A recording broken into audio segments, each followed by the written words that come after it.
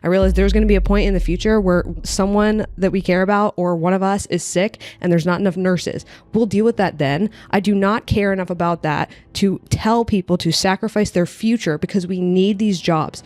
Do not send your kids into this meat grinder if they don't understand what it's actually going to entail to work in that environment. To do that day in and day out. That's not a good reason. They need to really understand what that's going to look like before they buy a degree and go into that industry.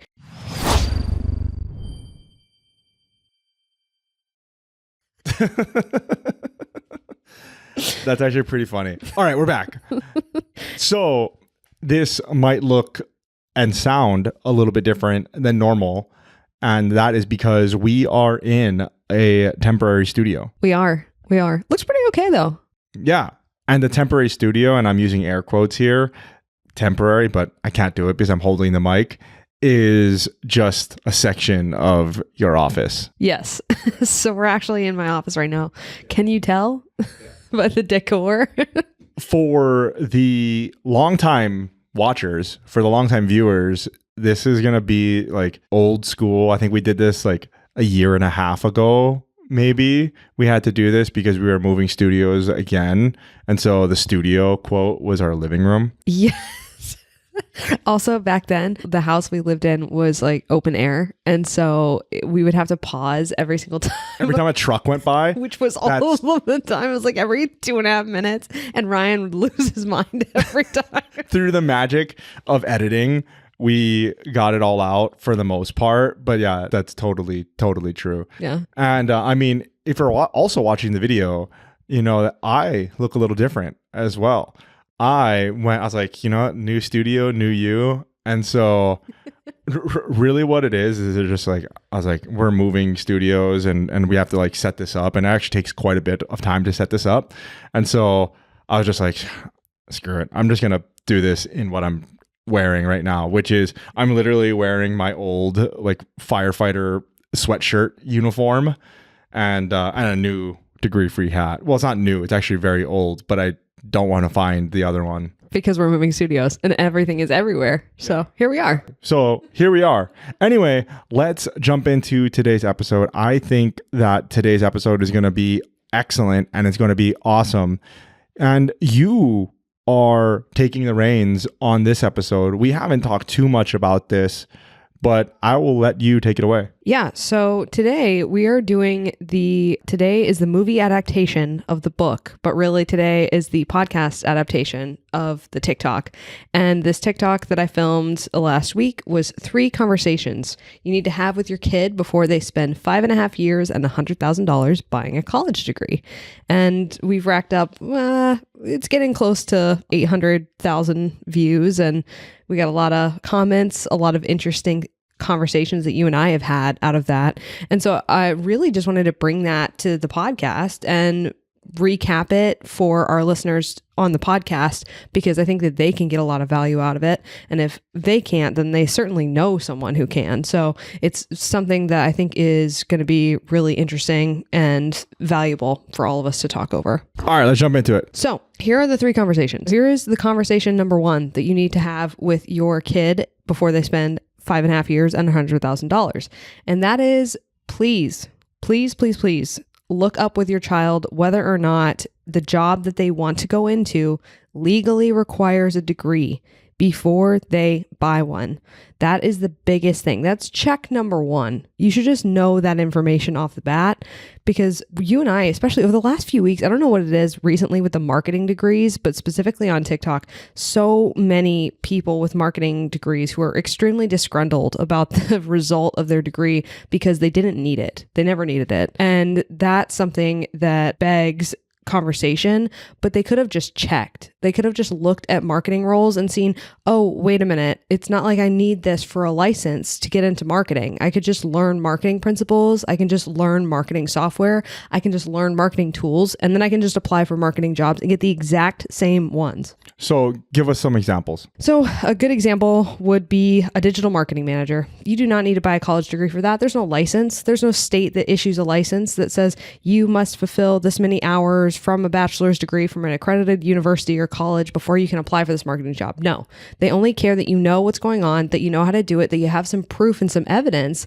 that you can do the actual work. If you have a portfolio that says, look, I've managed these ads, or I've run these campaigns, or I've done these things, just submit that. But there is no legal requirement for you to have paid a college in order to get those jobs. None. Zero. Give me an example of a legally required degree. CPA. You have to fulfill a certain amount of bachelor's degree hours in order to get a CPA license. You can be an accountant, but you cannot be a CPA. Those are different things. That apparently was a really controversial take on TikTok, but you can be an accountant or a bookkeeper without being a CPA, and people have really confused those two things. Those are not the same job. This is something that I could speak to. I was an accountant, I was a bookkeeper, and I'm not a CPA. Exactly. I held the job title of accountant. Like that was the job title, and I fulfilled the roles and the duties of an accountant. I just wasn't a certified public accountant. If someone wanted to become an accountant, let's say, what would you say that they need in order to actually get that job? In order to be an accountant, you have to have a really good base of accounting. Wow. Shocker, Ryan. I mean, this is why you come to the Degree Free podcast. It's this kind of earth-shattering information that we live for. Shocker. But what I mean by that is like, okay, so it's very difficult to get that, right? And so accounting is one of those things where a lot of people, you say that you have to go to college in order to be educated in the accounting field, which is just inaccurate. But the colleges help in that they do have classes for accounting. But you could also just go and take a course on business accounting 101 on something that doesn't require any money or have college degree requirements. If you are starting from the ground up and you want to go into the bookkeeping accounting role, one of the places that you could start to gain experience is going to be going into companies' accounts receivables and accounts payables roles. Those are basically just clerks that are rounding up invoices and making sure things are paid and that you are getting paid. But doing those things, you start to understand, okay, this is what a receivable is. This is what accounts payable is. This is what a T account is, right? This is what double entry bookkeeping looks like, right? And using all of that in practice. So say that you are taking a course online or through some other means, and then you also get an accounts receivable job, then you start to understand how your role rolls up into accounting in general. So what does it all mean? Just like anything else with accounting, it is understanding terms, defining terms. That is really where you're going to find the highest lift when you're first starting out, right? So yes, get an entry level job somewhere, accounts receivable, accounts payable, an accounting clerk, those types of roles, which I think largely in the next few years are going to be going away. So you might want to jump on this soon. Accounting in general is going to see a massive shift in the robot should be doing that. Yeah, well, at least that type of role, it's going to be seeing a massive shift. But right now, they still need it. We still need it, especially with data privacy issues and data privacy concerns.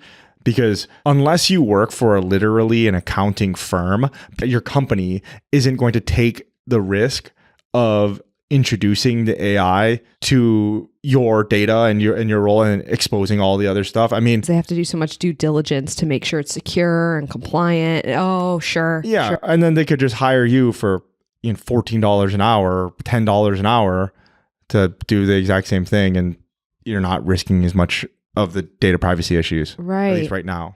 Oh, no, that actually makes a lot of sense. You made a pretty good case for human accounting, actually. Yeah, well, at least clerking. In the temporary future, for sure. So learning the terms really matters. Just getting back to it, learning the terms really matters. So, what is an income statement? What is a profit and loss statement? Same thing. I don't know. We got a general accepted accounting principles. Those are GAAP principles.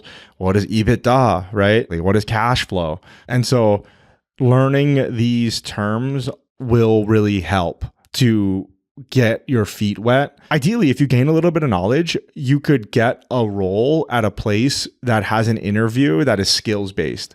And so I know this firsthand because when I got hired as an accountant, I actually didn't have any accounting experience, but I knew a little bit of accounting. And so my boss, who ended up being my boss, he was interviewing me, and the whole interview was basically him drawing T accounts on a board and being like, what happens when this transaction happens? What happens when this transaction happens? What happens when this transaction happens?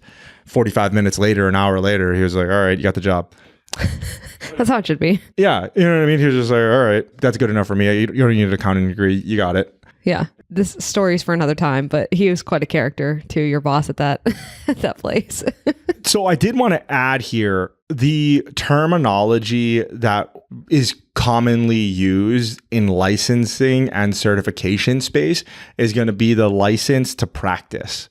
And so that is what you're looking for here is a college degree necessary, like legally required to practice whatever it is, a certain licensure actually required to practice whatever the job is. Correct. That's what you're looking up and that's what you're searching for. And most everybody's going to know is doctors, right? Physicians. They have to have a certain amount of hours in a bachelor's degree program in order to get a legal license to practice medicine. That is a thing. Currently in all 50 states, that is how it works. You have to do that. It is a must. It's not negotiable. It's not something you can get around, even though you and I both think that that's ridiculous and they should just be able to take the MCAT. And if you pass it, because as you've pointed out before, it's the MCAT that gets you into medical school. If you can pass it, why shouldn't you be able to just go right into medical school? I don't need my doctor to appreciate Jackson Pollock. I just need them to know how to cut and dose things. That's it. I completely agree with you. The argument that I hear all the time for not just taking the MCAT and going straight into med school is maturity. And it's going to be, well, I don't want an 18-year-old to operate on me, so on and so forth. They're not mature enough to do the role. But I find it interesting is it's like, wait a minute, but you're willing this gal who was, did whatever in college. Yeah, frat, whatever, sorority, whatever, or me, just a general derelict. Like, general derelict? Yeah, exactly. Do you want me to operate on you? I was probably more immature at 22 than I was at 18. Probably less mature after you went through college. Yeah, because I would argue college definitely infantilizes a lot of people. I would say no one's going to like that, but that's what I think. So that is the argument that I hear all the time when I talk to people about it. But when I talk to physicians about it, a lot of physicians are just like, yeah, that's a good idea. The reason why I think this should happen as well is there's a massive, massive problem with healthcare and healthcare providers. And it is going to happen in our generation, you and me, and everybody listening to this probably, because most people that listen to this are still of working age. The doctors and the nurses and all of the healthcare providers, they are coming out of school with 250, 300 grand worth of debt. And it is getting less and less attractive to become a healthcare provider. Yeah. People don't realize that because they always say, oh, well, you should definitely get a college degree if you want to be a doctor or a lawyer. And they always say that like they assume that all doctors and all lawyers are high earning, right? They are higher earning than bachelor's degree holders because they hold graduate degrees. That's the reason. But that doesn't mean that they're able to easily pay off their loans. Some of them are 50, 60 years old, still paying off loans. That's not a good position for people who are practicing medicine to be in. They are extremely highly leveraged to their license too. That's another thing that's just ethically speaking. You have people that are much more concerned with the amount of money they should make because they have to get that monkey off of their back. They have to pay off that debt, and it makes them less able to objectively practice medicine. It's an incentive thing because they are riddled in debt. Now they have to start thinking about making more money. And does making more money come at the cost of positive health outcomes? Yes, I think. That's the question that I always ask myself. And I tend to think that the answer is yes as well. And you know this, we've literally had this conversation pretty much for almost a decade now. I think it's a major problem that these doctors and these nurses are coming out of school with hundreds of thousands of dollars worth of debt, and they're like, I got to go make a lot of money. And they do. And you can't really fault them for that, because that is true. They've done this, they've gone into this profession, and they do have this large debt burden that they have to service. And so they have to service it with the available tools that they have. And the available tools they have is their labor and their practices.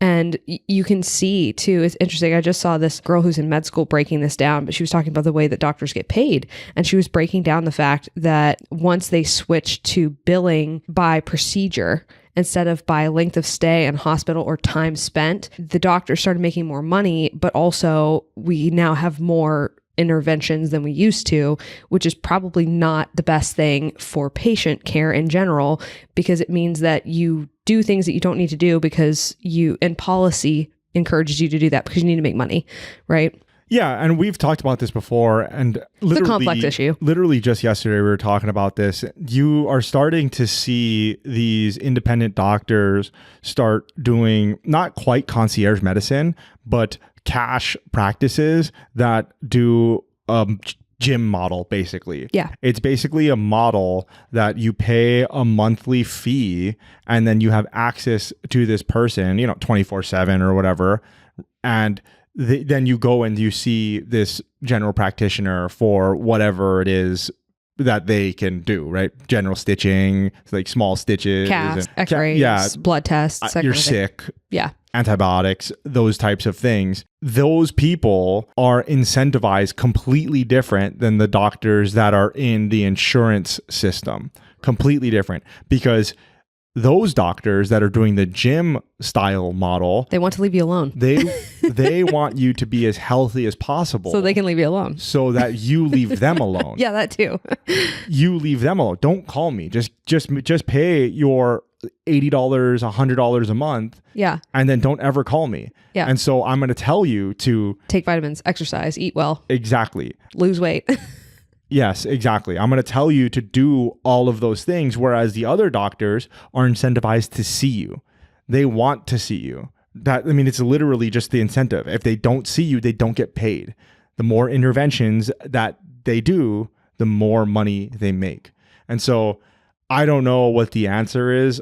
I'm just some idiot with a mic. But these are the problems, and doctors are definitely having that. And so, yeah, I don't think that you need to go to college to be a doctor, right? Especially that's something that we can stop right now, like literally tomorrow. Just drop the MCAT. Just drop the college degree requirement.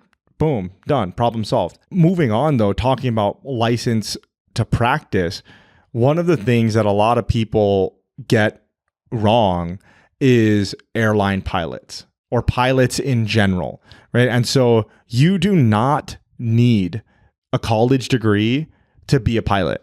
Everybody listen up. There is not a single U.S. airline that legally requires a college degree to be a commercial pilot in this country. That is how it is. If I see one more comment that says, well, except for you can't because illegally, no, you are wrong. Delta was the last airline to roll back the bachelor's degree requirement. It was January of 2022. Go Google it. Go Google it. Do not comment that on this video. Do not do it. Do not do it. I cannot. I'm sorry. I've probably seen that comment like 300 times in the past week. It's crazy. Yeah. So that's a good example of things that you have to do your research for, and you have to understand a little bit more, and it takes a little bit more digging. And so this route is definitely much more research involved, and you have to be involved in it because you have to know whether or not a degree is actually legally required. A lot of people with the airline pilots, what they're going to say is that like, well, the airlines really prefer that you have a degree. That's what they're going to say. That's the argument. Yeah, maybe that's true. Maybe that's true. Maybe that you don't know what they're hiring for. Exactly. The fact of the matter is right now, as we speak in 2023, there's a shortage of airline pilots. Right. I'm pretty sure they'll take whoever they can get. They need the person with the right licensure and the right amount of hours. And that's what they need. And then they need to put you in a seat so you can fly planes. Like, they don't need you to take Sociology 207. You know what's so crazy is, well, a couple people in the comments actually when I was talking about pilot requirement, I got the comment, well, if they get a bachelor's degree, they don't have to fly as many hours. And I'd rather have a pilot with a bachelor's degree. I just went, why? Why would you prefer somebody, objectively, why would you prefer a human being who sat in a college class and learned about how much they should appreciate Jackson Pollock? Because it's not degree specific. It's not like if they have an aviation degree. I can see an argument for that, right? I could see an argument for a very specific type of degree that shaves hours off of your license requirement. But why would you want somebody who sat in a 4-year college and wow, that's so great. Let's learn about Kate Chopin and lovely short stories. Why would you want that person to fly a plane more than you would want somebody who has more flight hours? I want somebody who's been flying a plane longer, more. That's what I want. I do not want somebody who shaved off some of their flight requirement hours because they were sitting in a college classroom. That is useless to me. People say the same argument for all of the other degree required jobs, such as lawyer, but in some states, 4 states, you don't need a college degree, but let's just say in 46 of them you do. So it's like, let's just call it degree mostly jobs. So lawyers, doctors, they're like, well, I want my doctor to have a college degree. So you're just going to say that your doctor, your surgeon who's going to do brain surgery on you is not going to have a college degree. Good luck. He's like, I don't care. I want them to have done brain surgery, a lot of brain surgery. That's what I care about. I don't care if you went to Stanford. I don't care if you went to university if nobody gives a shit. You know what I mean? Like, I don't care. My divorce lawyer, my litigation lawyer, my personal injury lawyer, I don't care where you went to school either. What I want to know is how many cases just like this have you won? How much do you normally win if it's personal injury? Like, how much do you normally win? Perfect. Oh, a lot? All the time? Great. You're hired. Right. I don't care where you went to school. I don't care if you did go to school. I don't give a crap. If you've been 14 years old and you read the bar and you started suing people and winning, that's the one. Give me the kid lawyer that's been doing this for 10 years longer than a college graduate. Anyway, not the point. So moving on to point number 2. That was our longest rabbit trail yet. We did real good. So the second conversation you need to have with your child is, have you tried it? Whatever it is. This, especially if your child wants to be a nurse, a social worker, or a teacher, or you know what, I'll lump psychologist into this too. Anything to do with psychiatry, psychology, whatever. I'm going to lump this in too. If your child wants to go into one of these pink collar jobs, that's what they're called, you make sure that you have put your child in that environment, especially before they ever buy a degree in it, because the rate of attrition on these specific careers, the rate of unhappiness, the rate of people leaving them is unbelievable. And it is fine if people want to continue to do these jobs. First, they need to know what those jobs entail, what that work environment entails, what working inside that system realistically looks like. Because I do not care that we need these professions. I do not care. I realize that is going to dramatically impact the future. Like, I realize there's going to be a point in the future where someone that we care about or one of us is sick and there's not enough nurses. We'll deal with that then. I do not care enough about that to tell people to sacrifice their future because we need these jobs. Do not send your kids into this meat grinder if they don't understand what it's actually going to entail to work in that environment. To do that day in and day out. That's not a good reason. They need to really understand what that's going to look like before they buy a degree and go into that industry. If people did that, the people that go into it really want to be in it. They want to be in it more than they care about other things. Those are the ones you want. Everybody else, stay away from it. Stay away from it. Hey there, I hope that you're loving today's conversation. At Degree Free, we want to help as many people as we can thrive and succeed without needing a college degree. Having these guests on that share their experiences so that you can learn from their stories and their mistakes is one of the ways that we do that. Genuinely, I'm just grateful that these guests take the time to come on and share their wisdom. And if you're getting value out of this conversation, or you've listened to 2, 3, or 4+ episodes, I have one quick ask. Please take a moment right now to review this podcast on whatever platform you're tuning in on. With your review, you're not just supporting us, but you're amplifying the voices of every guest we bring on and ultimately helping more people thrive Degree Free. Thank you for doing that right now and for being such an important part of Degree Free. Yeah, definitely. A good example of this is, once again, doctors and nurses. And there are a lot of people that think they want to be a doctor, they want to be a nurse. And some people are like, they even know their specialty that they want to do, right? They even know, like, this is the type of medicine that I want to practice, and be like, I want to be an ER doctor. And it's like, I want to be an ER nurse. And it's just like, okay. Have you ever been in an ER? Yeah, they've never been to the hospital ever in their lives. Have you ever been in an ER? Have you ever seen the people that go in and out of an ER? Do you understand like the type of work and the hours and the work conditions that you're going to have to deal with? I mean, both the nurses and the doctors, I mean, ERs, they're all on the first floor. Why? Because they have to be easy access. We got to be able to get the gurneys in. Right? And so because they're all on the first floor, and normally they're trying to maximize space, so there's no windows, right? There's no windows. They're all on the first floor. Even if they did have windows, there's no view. They're under fluorescent lights all day. The shifts are long. The work is, I mean, dynamic, so that's good, right? For most people that are looking for that type of work, it is very dynamic. For an ER doctor, an ER nurse, if you work at like a trauma center or something like that, you know, you could be dealing with a trauma case over here, a different type of trauma case over here, and then, you know, like a druggie over here, and some sort of cardiac arrest, something over here, whatever. And so that part is good, but also not so good as well. And then so exactly to that point of like trauma, you work at a burn center, et cetera, you're going to see gnarly things. And so, have you ever seen a gnarly thing? Like, You've never seen anything like that before? You know what was so interesting is I went to Jamaica recently, and I was talking to a few physicians there, a couple of doctors, and I am about the least medical person ever. That's not completely like true. Ever. And I was talking to them, and one of them was an OBGYN and the other one was an ENT. And I was talking to them. What's so interesting is on all of their rotations or whatever, they had never seen somebody die. What? Yeah. This isn't really relative to the story. It just boggled my mind of like, you never pounded chest in your life? You know what I mean? Like on any of your rotations as a doctor, like in an ER room or anything? And like both of them were like, no, never. The ENT doesn't surprise me as much because if they got through residency without seeing it, they wouldn't. Yeah, right. But exactly. the OB does surprise me because there's a really high maternal death rate in the US. Like, man, I used to see people die all the time. Like all the time. That is wild. That is crazy. Yeah, it was pretty crazy. Well, there's another friend that's ortho. Has he seen anybody? Yeah. He's in residence. So. He has. Yeah. Yeah. Okay. So. It's just interesting. Yeah, those conversations don't come up is what I'm saying. Yeah, hey, sure. ever see someone die, bro? It's not like you sit down in the bar, have a beer. Hey, when was the last time you saw somebody die?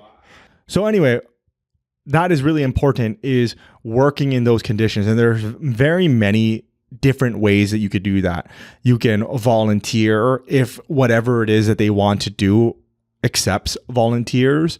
They can do whatever the job is, but a little bit lower than that. You know what I mean? So like for a doctor or for a nurse, you can become an EMT. There are a lot of programs all around the nation that do it in a few weeks. I told my story about how I did it in 6 weeks, right? There are a lot of programs like that. I mean, it costs a few $1,000s. Go get your EMT. You can go get a job pretty much anywhere because EMTs, it's a pretty crap job. And there are a lot of places that are hiring as long as you're willing to run a rig. You know what I mean? And so go see what that's like. And then, okay, I like this. This is cool. Then you go to college and then, you know, go be a doctor or nurse or whatever it is after that. College will always be there to take your money.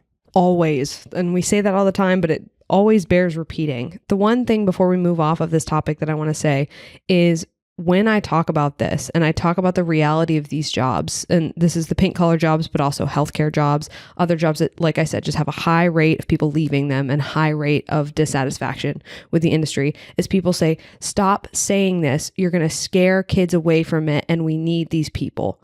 If they get scared away from a profession by someone describing partially what that profession is going to be like, they should not be in that profession.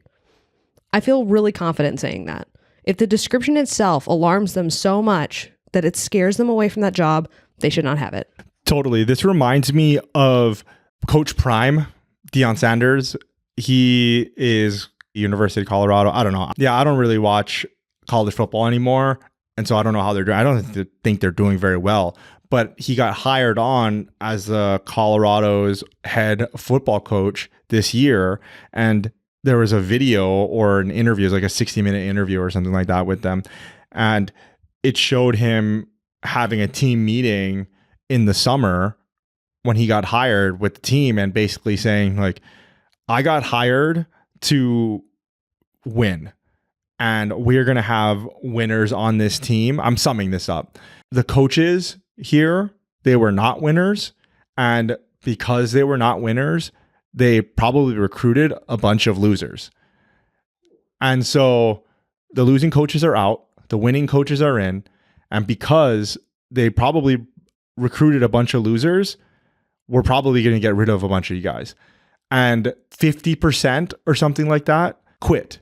And they went into the transfer system and they went to a different school. Well, those were the losers, like, quote unquote. That's exactly right. And he was asked about that on the 60-minute interview. He's just like, so why were you so hard on him? He's just like, look, I just said words. And he's like, if those words are going to make you quit, he's like, I don't want you on my team.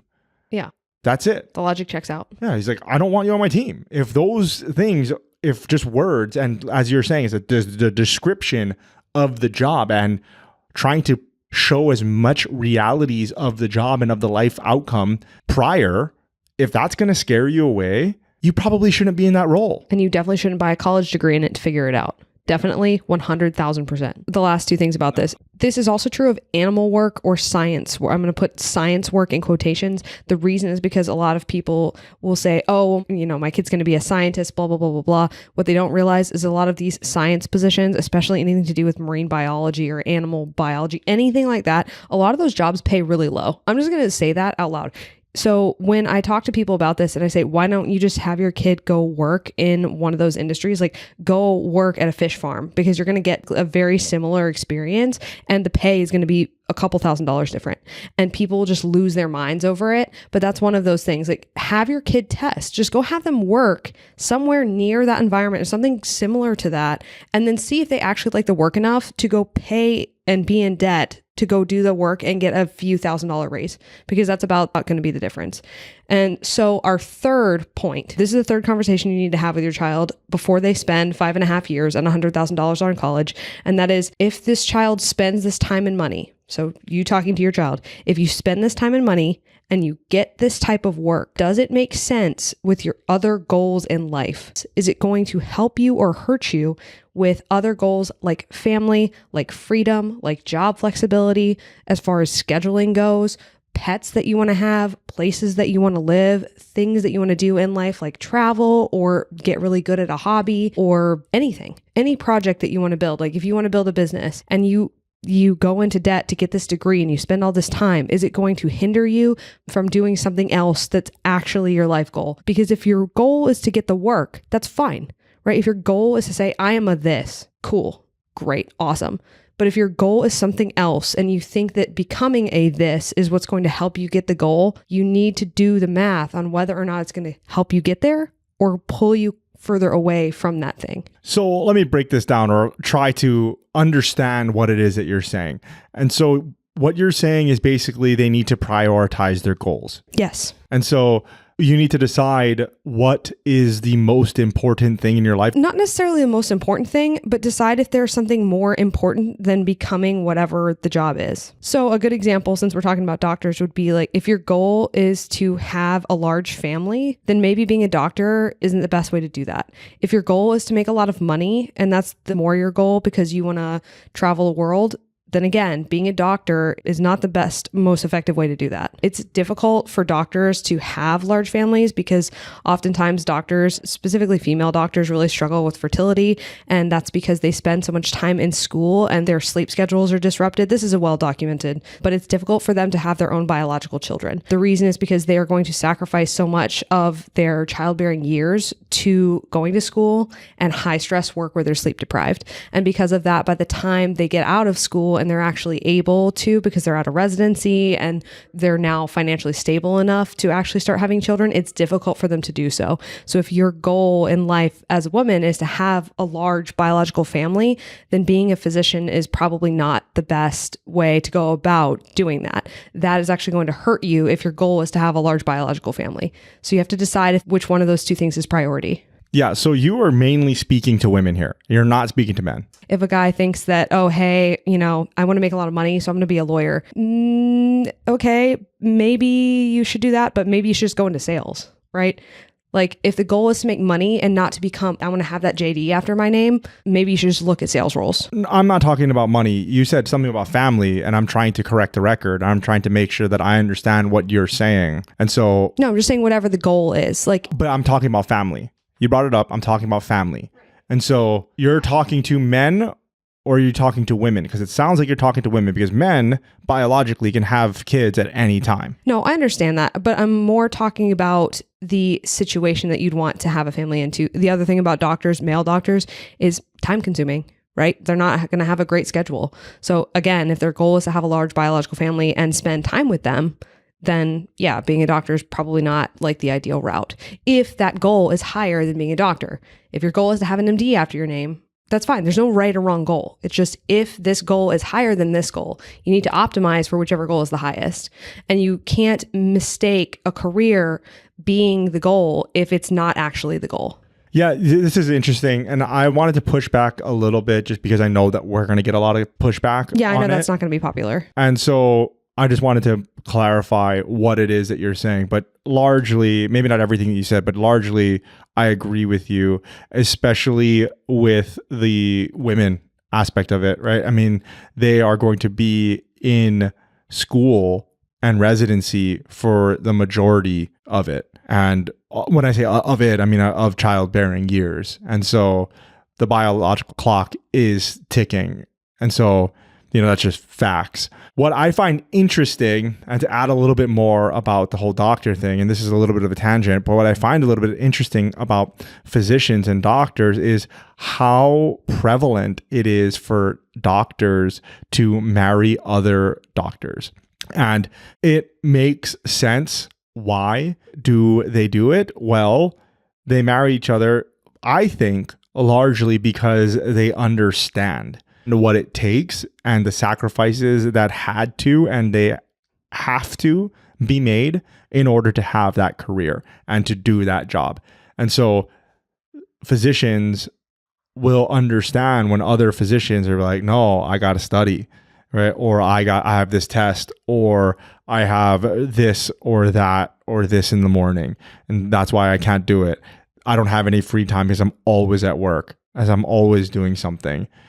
Okay, it's very easy for another doctor to understand that. But if you're not a physician and you don't understand, you're like, oh man, that sucks. Like, why don't you just call in sick, or why don't you do this? And you don't have to explain that to another physician. But what I find crazy about that, what I find interesting about the whole thing is that, yes, about the family portion of it, because if you marry another doctor, typically, let's just say the male is 28, 30, and they're in residency. His wife is probably 26 by, standard. This is just... Yeah, reasonable assumption. Yeah, this is just stats. Usually about 2 years younger. And she is also going through residency and everything like that. You're not going to want to have kids while you're in residency. Most of them don't. You're not going to want to have kids while you're in med school, because then your whole life gets put on hold. You know what I mean? And so because they intermarry, them having kids gets pushed back even more, right? Whereas if a male physician got together with a non-physician partner and wanted to have biological children, it would be easier. Only because the window, it doesn't have to line up as evenly, basically. That's the main reason. Right, exactly. Yeah. You bring up something interesting too. So doctors marry doctors, and teachers marry teachers, and lawyers marry lawyers. But for whatever reason, nurses do not marry nurses. I don't know why. I've always thought that was kind of interesting. I wonder if it's because maybe there's not as many, the ratio of male nurses is not that high. This is just male-female marriages. And I say that because I gotta find the chart, but there was a chart, and I think it was census data, and somebody had put it into a chart where you could visually see which careers tend to marry each other. And it was just wildly interesting. I should find it and we should do a breakdown of it because it was kind of cool. Yeah, I'm just wondering if it's just a volume matching problem. That's kind of what I was thinking. I was like, not as many male nurses maybe, but then that doesn't really account for the teachers though, because 77% of US teachers are women. So how are they all married to male teachers? That's like statistically doesn't make a lot of sense to me. Yeah, you know what? I'm not sure. Maybe just married teachers. So just married teachers. Like just teachers who are married to other teachers. Yeah, you know what? Now that you say it, I have no idea. Just to do with a microphone. We should do an entire episode about that because it's pretty interesting. But those are my 3 conversations that you need to have with your kid. And I think that's all we got for today. Yeah, and that is pretty much the episode, I think. I think we had a couple of things left that we wanted to talk about, but maybe for another episode or for another day. Yeah, I really liked this episode. I know that it probably doesn't sound normal and we sound a little bit different. I think we sound a little bit different too because we're in a different environment. Yeah, it might be a little echoey.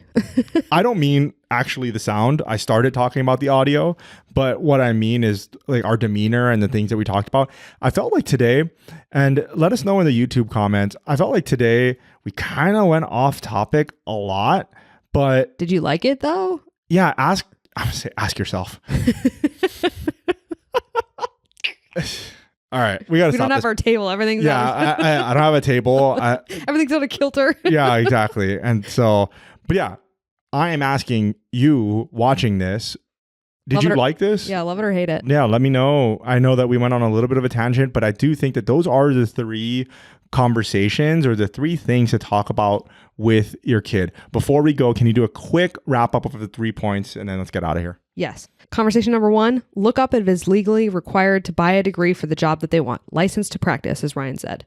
Number 2, have you tried it? Has your kid shadowed or volunteered in that work environment before they are buying a degree in it?